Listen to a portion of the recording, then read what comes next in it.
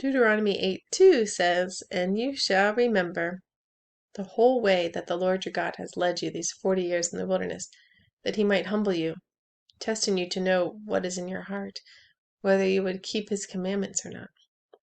What's in your heart? Do you really love God? It's one thing to obey when you feel like you're benefiting, getting something out of the deal. But what about when it's hard, when it's just all going wrong?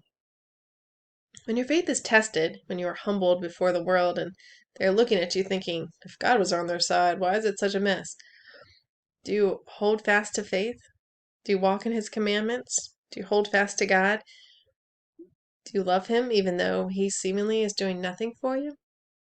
Of course, that's a lie straight out of the pit of hell. The Israelites were tried and tested. They were humbled, but they were never uncared for. God provided manna in the wilderness. God provided water from a rock. God took care of them down to the details. Their feet never swelled and their shoes never wore out. Verse 16 tells us that why he puts them through all that, and it's to do them good. God is for you, not against you. You have to know that as a child of God. He might be disciplining you. He might be putting you through a tough training, but it's out of love and for your good. You can't not love. You must be absolutely convinced of his love for you. Then, when struggle and suffering and trials and humbling and hardships come, we can accept them as gifts.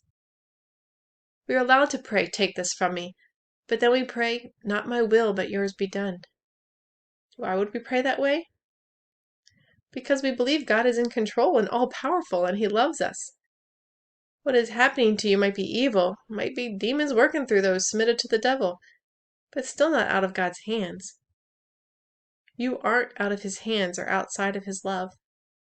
If he's allowed it, he has good purposes in it for you. He's working out your good, and it probably has something to do with loving God and loving others, because in that lies our salvation.